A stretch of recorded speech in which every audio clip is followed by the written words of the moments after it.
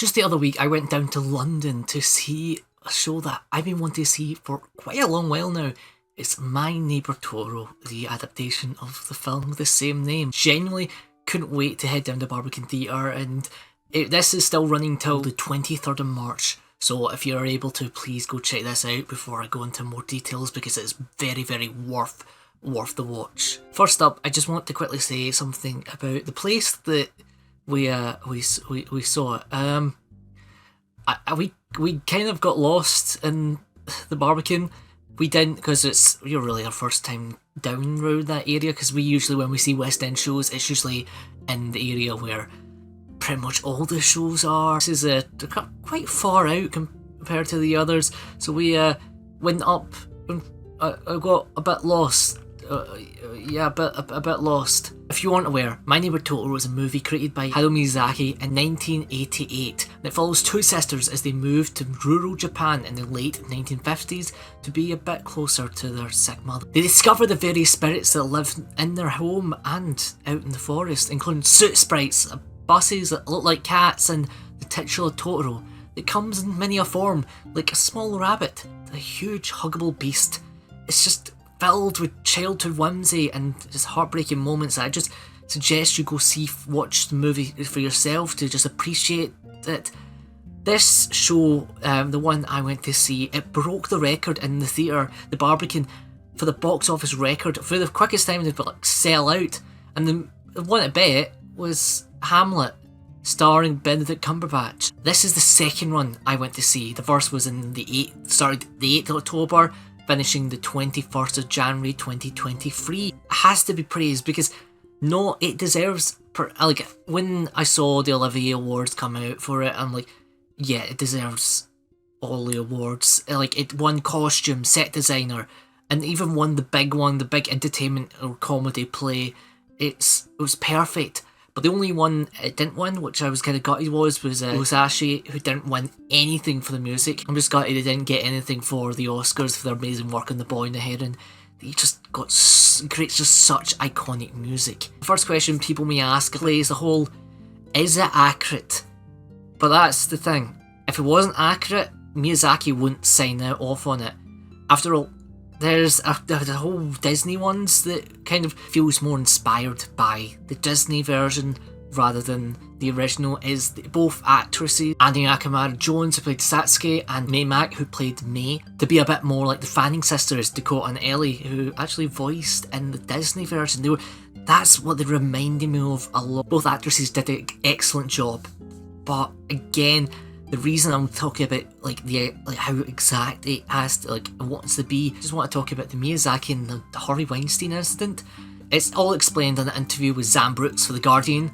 Well, he was talking to the director about Howl's Moving Castle's release in 2005. There was a rumour that when Harvey Weinstein was charged with handling the US release of Princess Mononoke, Miyazaki sent him a samurai sword in the post. Attached to the blade was a stark message: no cuts. Miyazaki chortled, "Actually, my producer did that. Although I did go to New York to meet with this man, this Harvey Weinstein, I was bombarded with this aggressive attack, demands with 4 cuts. He smiles. I defeated him." And that's one explanation why, instead of cutting this whole play, it's actually an hour longer than the actual movie, because we actually get to see more of what the characters are like, more interaction between the family members. It's just art at the finest. We get and meets with the dad's interaction with the kids more, Dai Tabuchi. They just did a fantastic, absolutely fantastic job. And one person I have to praise before we go into more detail about this kind of more spoiler area is Basil Twist. He is a puppetry legend. I wasn't aware completely about his work before this, but watching their work on creating these fantastic puppets, it almost makes me speechless. And why I'm saying this without any footage, they're very strict with no footage during this play, and I don't want to do any spoilers or that. I don't want to show any leaks, because I 100% agree The only thing you will get to see like leaks are the chickens they have as puppets and the goats. And maybe if you're lucky a few of the suit sprites, but Totoro is kept a mystery. And it's the moment that Totoro appears, I had a smile from ear to ear as large as Totoro's itself. And I can't say that with just one person who designed the puppets. Basil Twist did an excellent job, but the group of puppeteers they have on that whole stage deserves the praise. I'm going to go through the entire list because that's who deserves all the praise here. Apologies ahead if I mispronounce any of these. Jessie Baek, Jasmine Bays, Boaz Chad, Jasmine Chu, Elizabeth Chu, Yojiro Ikawa, Annie Kato, Heather Lai, Matthew Lionheart, Yuki Nita, Bright Ong, Mark Takeshi Ota, Daniel Fong, Sai Rawlinson, Gun Soon, and Xiaofan Williamson. They did an excellent job, and honestly, I was just almost fascinated. It's that thing, they all wore black, but it's like that thing, it's like, oh, you're masking out and you're trying to know them. But as someone who always loved doing puppetry when I was younger, I couldn't get my eyes off just how it worked, and then almost faded away in the background. That aspect, I just thought they were real. And sometimes it's hard to do that, but thinking something on stage is real, it takes talent, which every single member of this cast had.